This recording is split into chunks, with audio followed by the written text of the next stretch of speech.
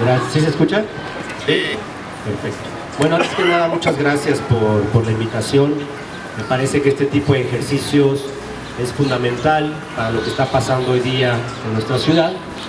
Si la gente no se reúne a hablar de los problemas, no se reúne a organizarse, no se reúne a buscar soluciones y rutas, pues hay alternativas para todo lo que estamos viviendo. A mí me gustaría abordar esta plática en dos momentos fundamentales. ¿Qué es lo que tenemos en materia urbana para la ciudad? ¿Y qué es lo que tenemos no en materia de participación ciudadana? Yo quisiera salirme un poco del tema de participación ciudadana y referirme más a la organización ciudadana.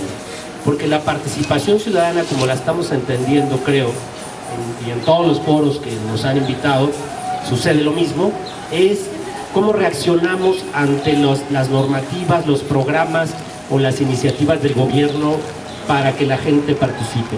Entonces, a mí me parece que no solo hay que tomar en cuenta la participación ciudadana como un mecanismo formal que tiene reglas, que tiene su proceso, sino es el momento de hablar de la organización ciudadana o la organización vecinal.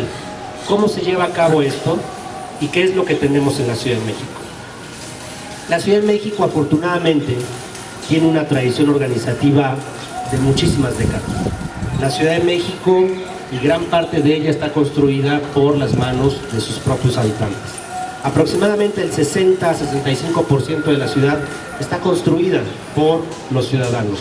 Toda la parte periférica, muchas zonas donde la acción del gobierno nunca ha llegado o llegó muy tarde, es construida por los ciudadanos. Tenemos un ejemplo, hay muchísimos ejemplos, pero me puedo referir, por ejemplo, a San Miguel Teotongo, allá en Iztapalapa, que Enrique conoce perfectamente bien el proceso, donde la gente, ante la ausencia del gobierno, de las políticas de gobierno, decide organizarse.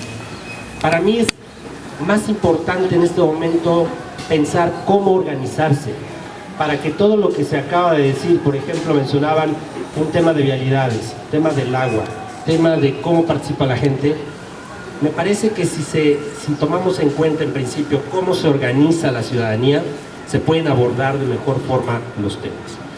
Y entonces me quería referir a la tradición organizativa de la Ciudad de México, porque un ejemplo muy bonito que yo encontré para una clase con unos alumnos fue lo que sucedía en la época de Álvaro Obregón, cuando los fraccionadores de los predios, imagínense la ciudad en 1922, cómo era. O sea, todavía había extensiones tremendas de predios en zonas centrales incluso, pero ya los fraccionadores versus hoy desarrolladores inmobiliarios ya estaban empezando a fraccionar, a vender e incluso a lucrar con la pobreza y la necesidad de una vivienda de muchos de nuestros habitantes de aquellos entonces. ¿Qué hizo en ese momento Álvaro Obregón? Álvaro Obregón, si mal no recuerdo, en 1922, emite una ordenanza para que todos los fraccionadores no solo fraccionen, sino también doten de servicios a los lugares donde estaban fraccionando. ¿Qué hacían los fraccionadores en ese momento? Y no les va a sonar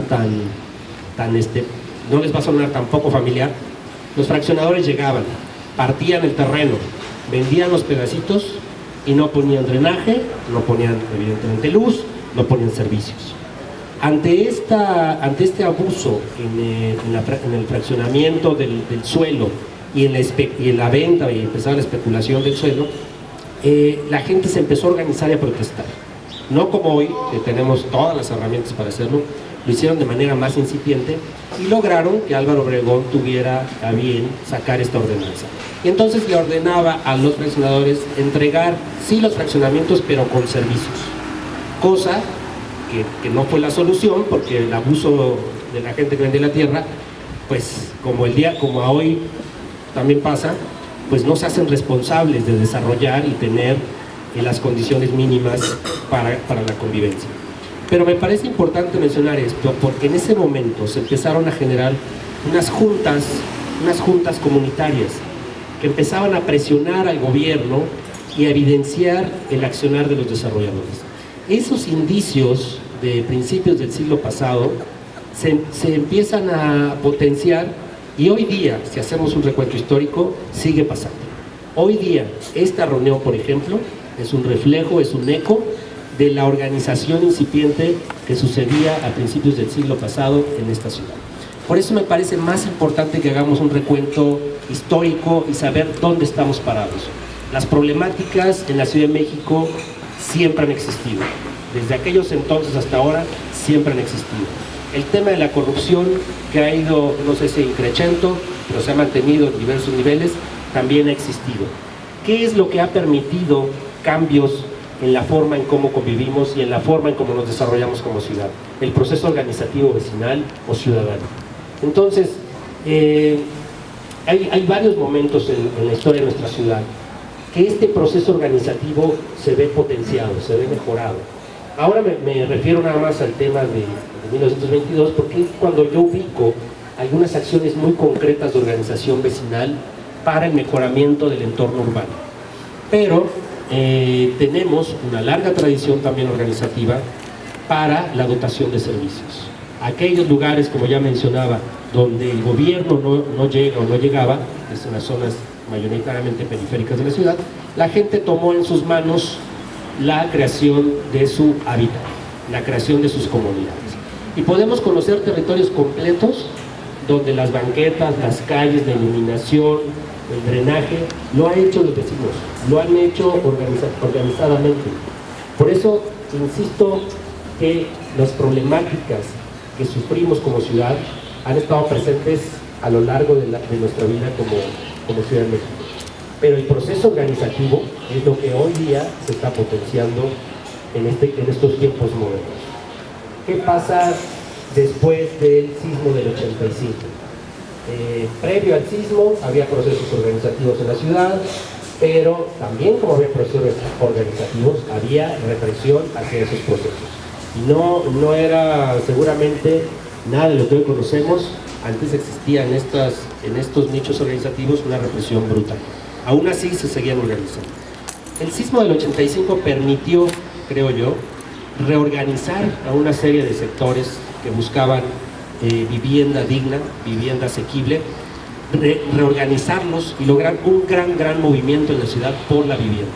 Seguramente muchos de ustedes ya conocen cómo fue aquel proceso, cuando después de los sismos surgen una serie de organizaciones con un símbolo que hasta el día de hoy prevalece, Superbarrio, seguramente lo conocen, como un símbolo de lucha por la vivienda.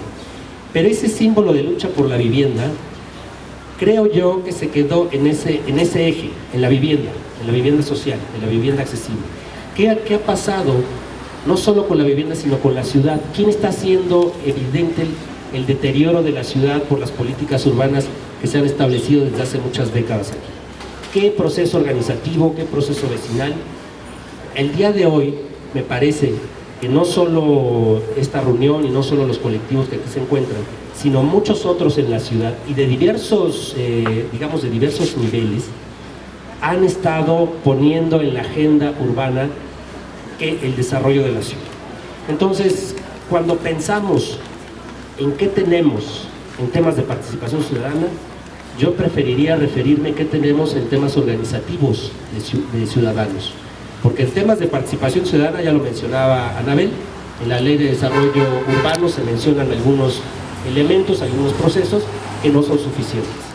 Peor aún, en la Ley de Participación Ciudadana, la única referencia que existe a la participación o la organización ciudadana se refiere a los servicios urbanos, no se refiere a la planeación urbana. Entonces, de entrada en nuestros instrumentos urbanos tenemos un gran vacío. Por ejemplo, la Ley de Desarrollo Urbano tendría que casar con la Ley de Participación Ciudadana para que pueda ser efectivo todo el debate y todas las iniciativas que han salido de comités ciudadanos o de grupos ciudadanos. Pero entonces, punto número 1, tenemos dos leyes que están disasociadas y que si no empezamos por poner el ojo ahí, vamos a seguir transitando por esa línea. Pero no siempre las leyes garantizan que las cosas sucedan, ¿no? Ya ponían el ejemplo hace un momento de la Constitución, que tenemos una Constitución de avanzada como país, pero eso no implica que seamos una ciudadanía de avanzada con derechos reconocidos. ¿Qué más tenemos en temas de instrumentos normativos o de procesos o de programas en la Ciudad de México. Ustedes seguramente conocen, bueno, ya se mencionaba el presupuesto participativo al principio de la sesión. El presupuesto participativo, que en otros países, por ejemplo en Sudamérica o en Brasil, tienen más de 20 años trabajando, nosotros tenemos, me parece que unos ni 5 o 10 años con esta iniciativa, ¿no? Y aún así es un presupuesto participativo que tiene muchas limitantes, porque el poder de decisión de la ciudadanía se enfoca en algunos rubros preestablecidos. Bueno, pero tenemos un programa de presupuesto participativo. Tenemos un programa también para las unidades habitacionales que antes, por ser consideradas propiedad privada, no se atendía. Hoy día existe algo que se llama Olin Galán, que busca que los ciudadanos que habitan en las unidades habitacionales puedan organizarse y decidir cómo mejorar y mantener sus unidades. Tenemos también un programa para pueblos originarios en la Ciudad de México para poder rescatar un poco de la historia que se ha ido perdiendo de los pueblos. Entonces, hay programas, hay iniciativas, hay normatividad, sí la hay. ¿Es suficiente? Puede ser que sea suficiente, pero como están diseñadas en este momento y como está diseñado la estructura de gobierno, me parece que no alcanza para dar respuesta a las grandes problemáticas humanas.